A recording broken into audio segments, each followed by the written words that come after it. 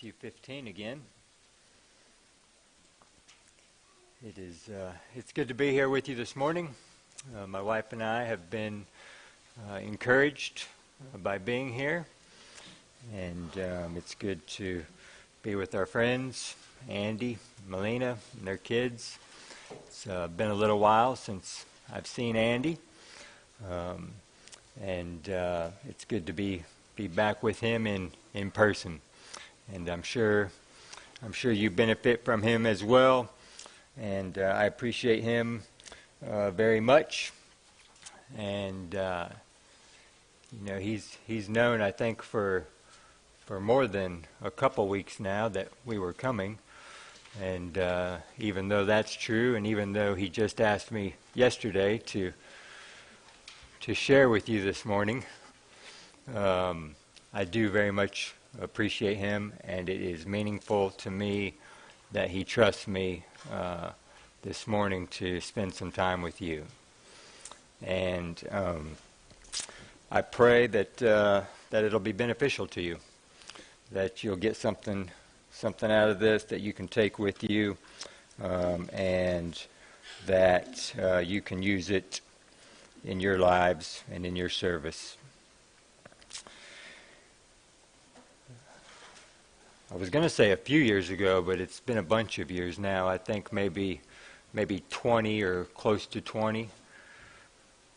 There was a young man at the time who was, I think, finishing up school, if I remember right. He was about to be married, and as he was thinking about the next phase of his life, he thought about that, and he decided he wanted a house. And he looked around and he thought about what he had, and he didn't have much.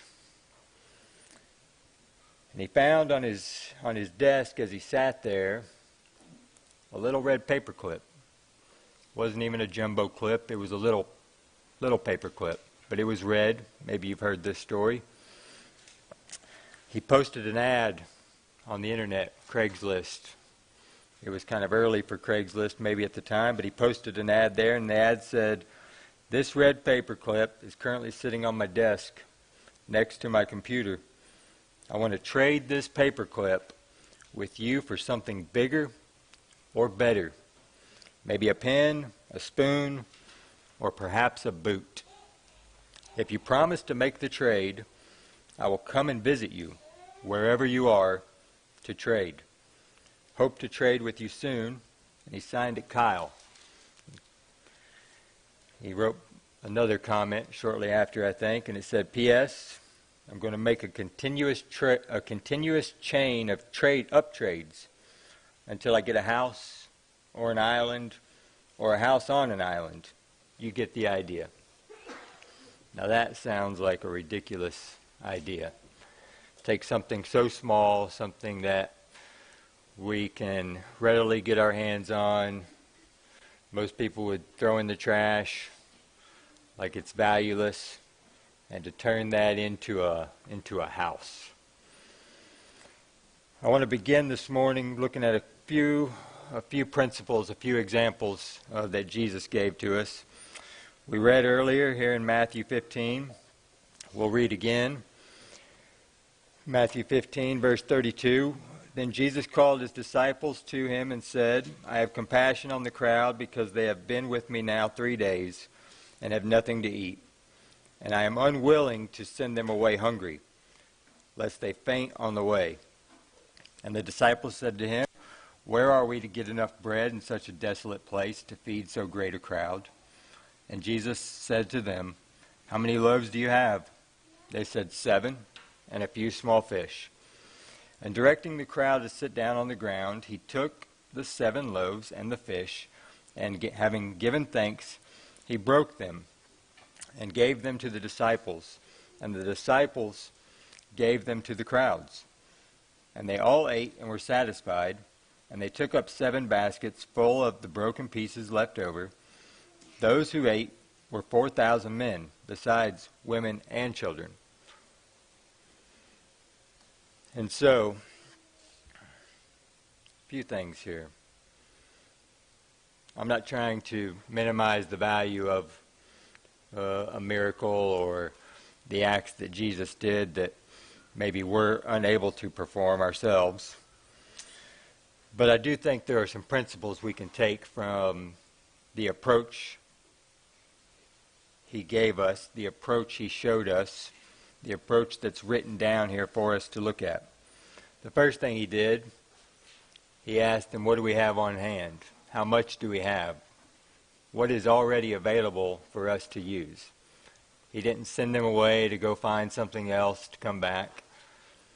He took what they had available and he made use of that. He gave thanks for it, recognizing where those things came from. And then the way he used that was to serve the people that had been there with him. And so he used it to serve the others. But what's maybe more impressive is what was left over. 7 large baskets remained. Another example we might look at, Matthew 25. Matthew 25, I'm sure this is also familiar to us. Verse 14, we'll begin reading there. It says, "For it will be like a man going on a journey, who called his servants and entrusted them his property. To one he gave 5 talents, to another 2, to another 1, to each according to his ability. Then he went away. And he who had received the 5 talents went at once and traded with them, and he made 5 talents more. So also he who had the 2 talents made 2 talents more. But he who had received the 1 talent went and dug in the ground and hid his master's money. Now after a long time the master of those who came and settled accounts with them. And he who had received 5 talents came forward, bringing 5 talents more, saying, Master, you delivered to me 5 talents. Here I have made 5 talents more. His master said to him, Well done, good and faithful servant. You have been faithful over a little. I will set you over much. Enter into the joy of your master. And he also who had the 2 talents came forward, saying, Master, you delivered to me 2 talents. Here I have made 2 talents more. His master said to him, Well done, good and faithful servant. You have been faithful over a little. I will set you over much. Enter into the joy of your master. He also, who had received the 1 talent, came forward, saying, Master, I knew you to be a hard man, reaping where you did not sow, and gathering where you scattered no seed.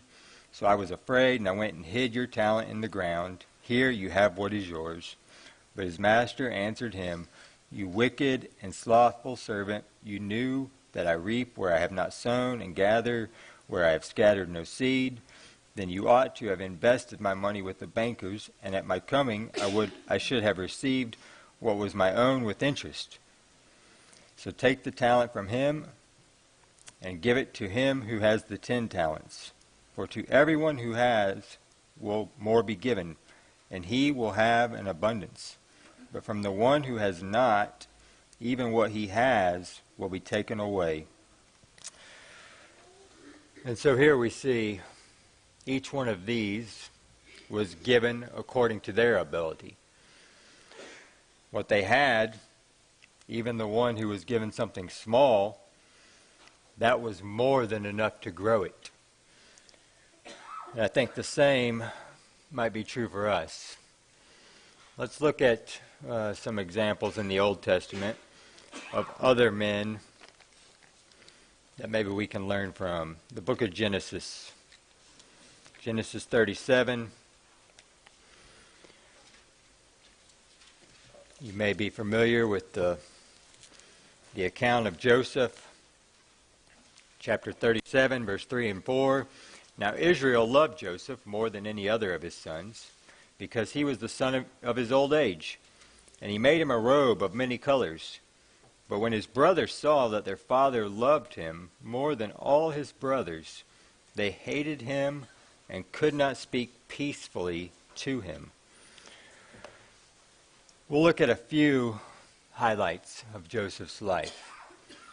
Joseph, as we may know, was loved, as we just read, by his father, but his brothers didn't care for him much. And his brothers, we pick up here in verse 5, now Joseph had a dream, and when he told it to his brothers, they hated him even more. And he said to them, hear this dream that I have dreamed. Behold, we were binding sheaves in the field, and behold, my sheaf arose and stood upright. And behold, your sheaves gathered around it, and bowed down to my sheaf. His brothers said to him, are you indeed to reign over us? Or are you indeed to rule over us? So they hated him even more for his dreams and for his words. Then he dreamed another dream, and told it to his brothers, and said, behold, I have dreamed another dream. Behold, the sun, the moon, and 11 stars were bowing down to me.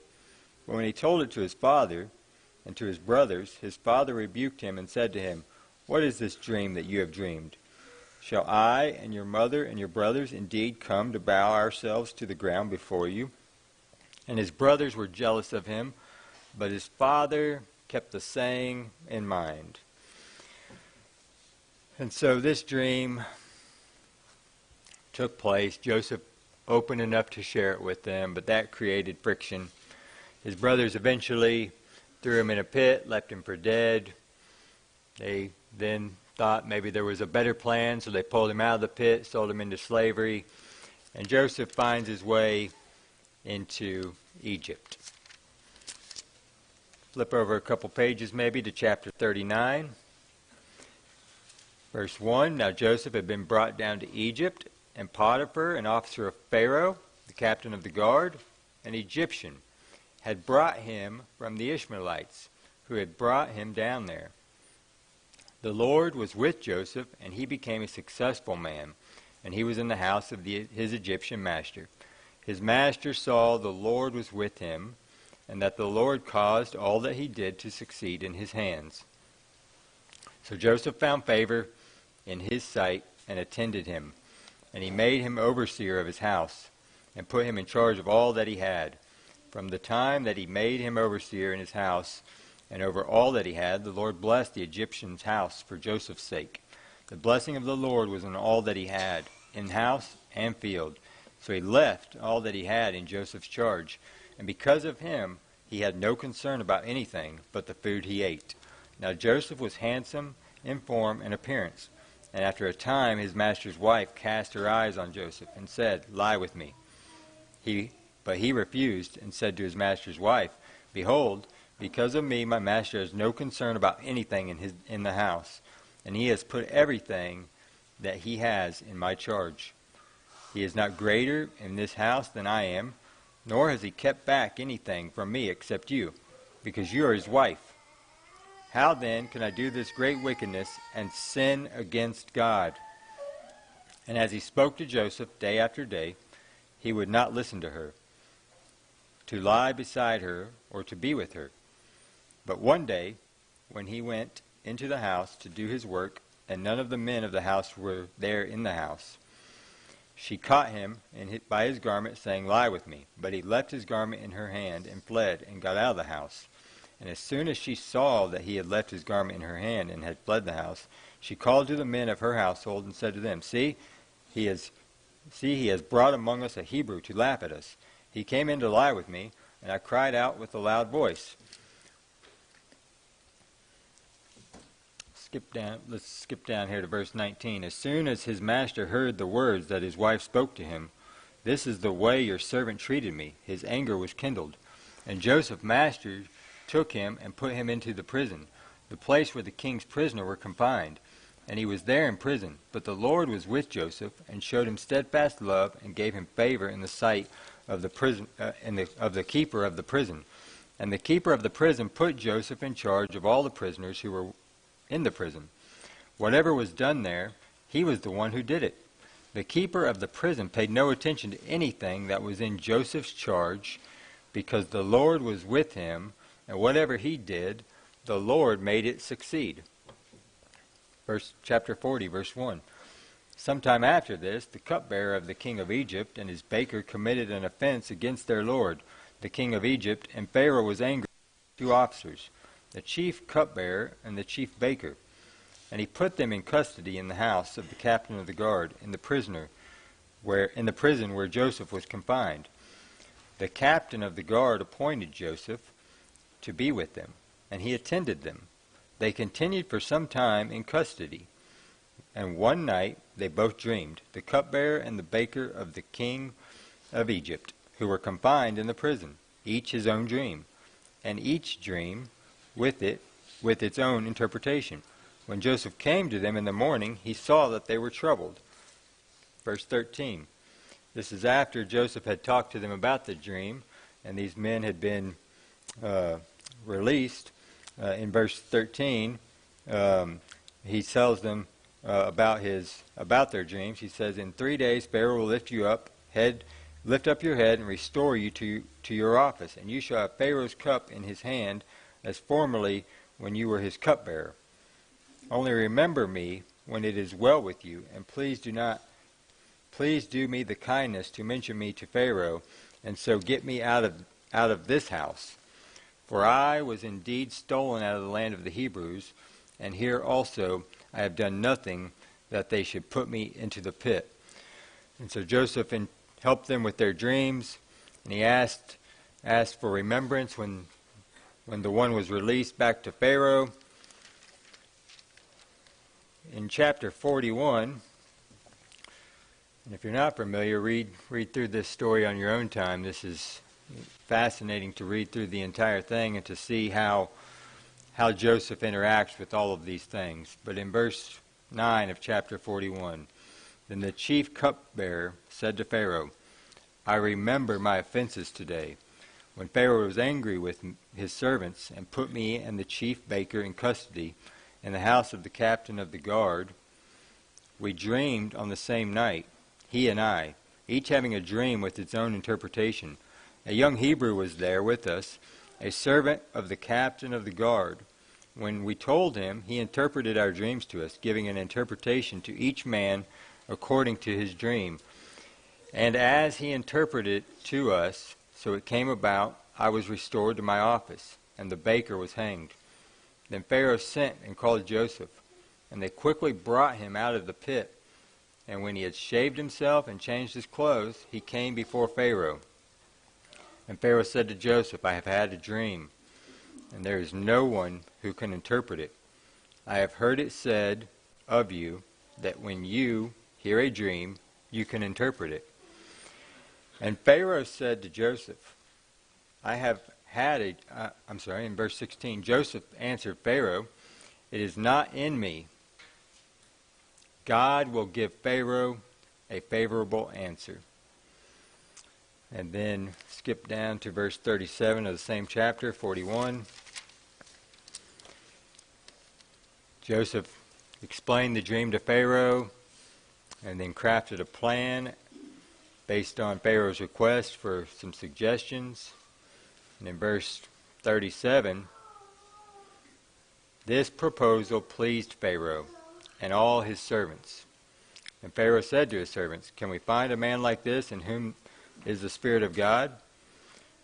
Then Pharaoh said to Joseph, since God has shown you all this, there is none so discerning and wise as you are. And you shall be over my house, and all my people shall order themselves as you command. Only as regards the throne will I be greater than you. And Pharaoh said to Joseph, see, I have set you over all the land of Egypt. A few things we might take away from this.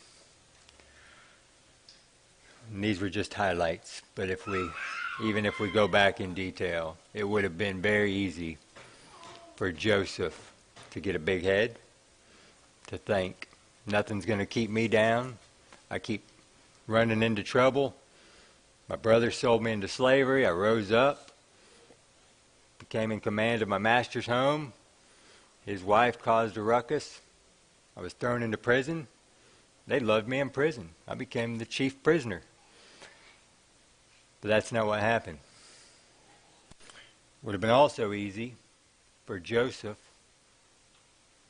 to get down, beat up in life, depressed, to think, There's no hope. Here I am. My family didn't even care for me, sold me into slavery, and to just give up. That's not what happened either.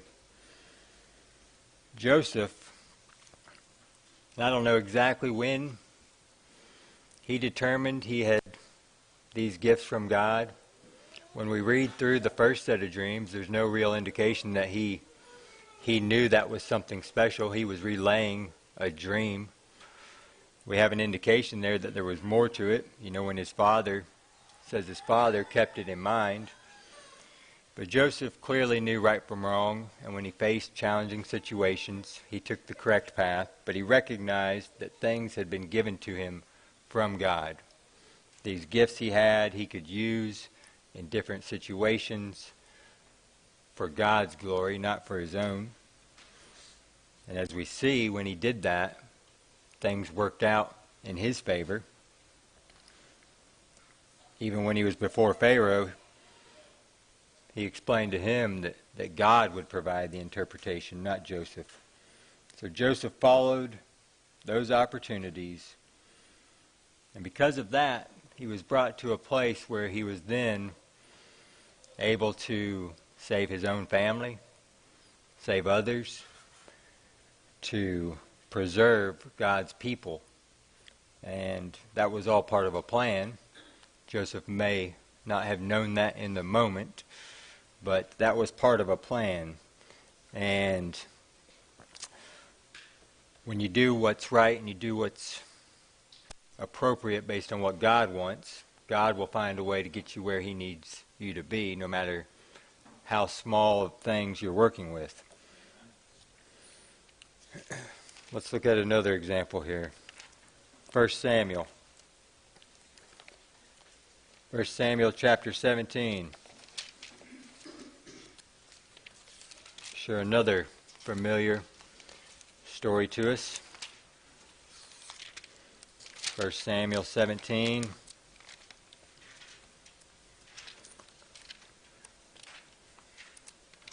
This is sometimes used to refer to an underdog, maybe. Someone who maybe shouldn't win, but does. Story of David and Goliath.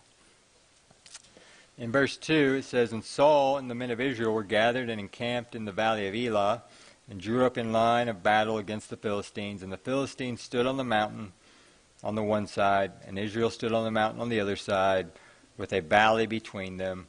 And there came out from the camp of the Philistines a champion named Goliath of Gath, whose height was 6 cubits and a span. He had a helmet of bronze on his head, and he was armed with a coat of mail, and the weight of the coat was 5,000 shekels of bronze. And he had a bronze armor on his legs, and a javelin of bronze slung between his shoulders. The shaft of his spear was like a weaver's beam, and his spear's head weighed 600 shekels of iron, and his shield bearer went before him. He stood and shouted to the ranks of Israel, 'Why have you come out to draw up for battle? Am I not a Philistine? And are you not servants of Saul? Choose a man for yourselves, and let him come down to me. If he is able to fight with me and kill me, then we will be your servants. But if I prevail against him and kill him, you shall be our servants and serve us.' And the Philistine said, 'I defy the ranks of Israel this day. Give me a man that we may fight together.' When Saul and all Israel heard these words of the Philistine, they were dismayed and greatly afraid." So fear overtook them. If we skip down, verse 16 says, "For 40 days the Philistine came forward and took his stand, morning and evening." But in verse 26, after David had arrived, verse 26, David said to the men who stood by, "What shall be done for the man who kills the Philistine and takes away the reproach from Israel? For who is this uncircumcised Philistine, that he should defy the armies of the living God?" Look at verse 28. Now Eliab, his eldest brother, heard when he spoke to the men, and Eliab's anger was kindled against David. And he said, Why have you come down? And with whom have you left those few sheep in the wilderness? I know your presumption and the evil of your heart, for you have come down to see the battle.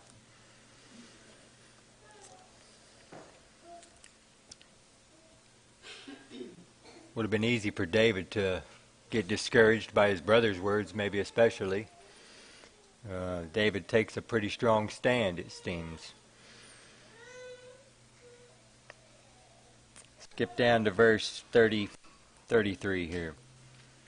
And Saul said to David, You are not able to go against this Philistine to fight with him, for you are but a youth, and he has been a man of war from his youth. Seems like nobody else wanted to take the stand. David was there. He was bold enough. Spoke out. Somebody's got to do this. His brother spoke to him in a way. Even Saul tells him, You can't do this. You're not able. Listen to what David says, verse 34.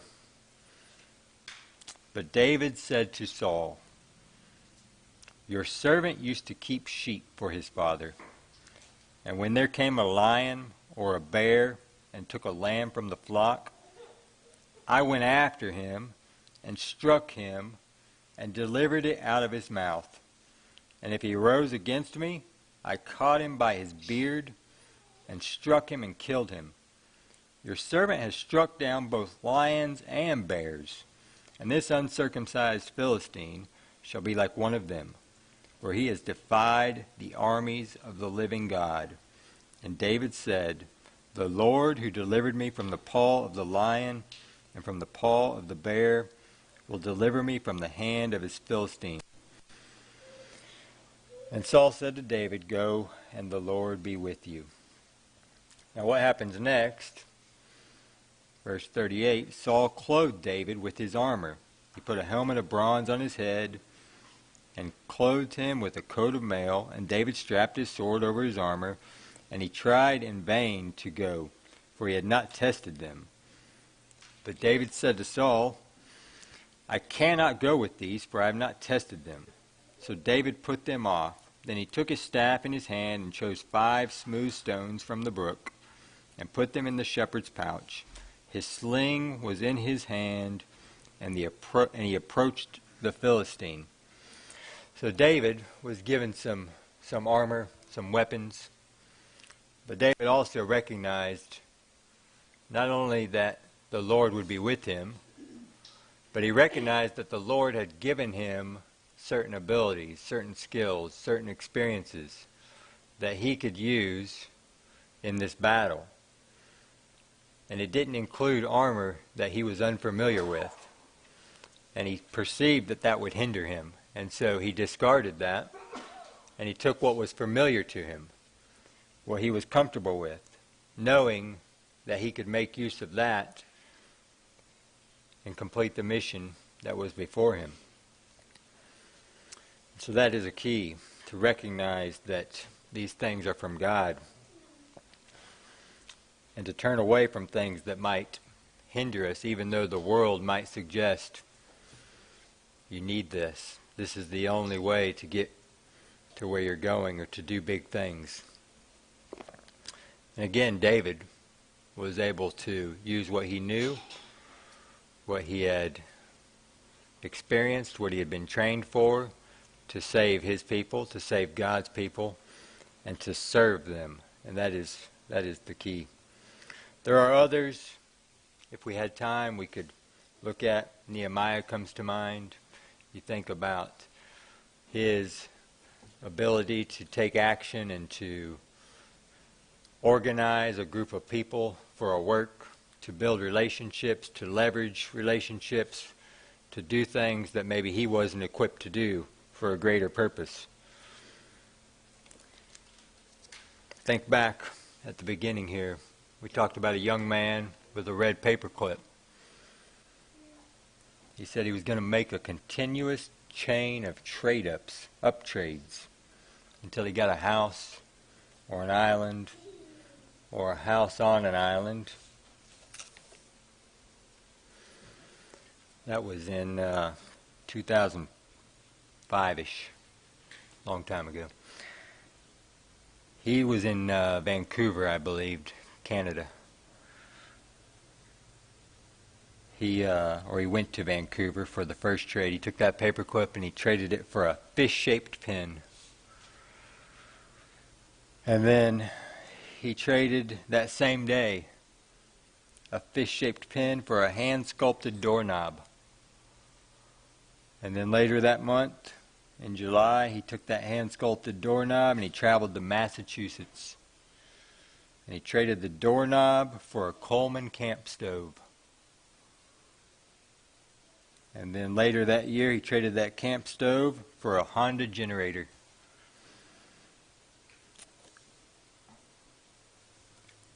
$14 total trades. Less than a year.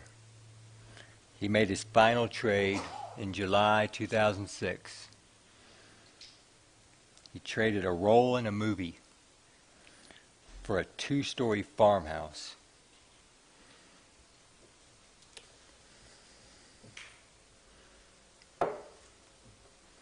And that story probably sounded ridiculous in the beginning, but he did it. Still sounds ridiculous. But as we've seen also in Scripture and examples we've been given, God has a plan. We talked about that some this morning. His plan was to send Jesus to die for each one of us. And He's given us each things, experiences, one another that we can work together with. Small things that might seem too small. Maybe we think we're ill-equipped. We're not ready. I can't do that, or I can't do this. Or maybe you get the idea that you are. Somebody else holds you back, pushes you down.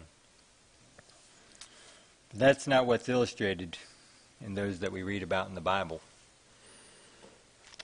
And each one of us is searching not for a house, but for a place to call home. And little steps, one step at a time, will get us there on this big journey. So maybe you're here this morning, and maybe that idea overwhelms you. Maybe there's things in life that are hard, that have kept you in a place, or maybe others have discouraged you or disappointed you and you've lost hope or been distracted or whatever the case may be.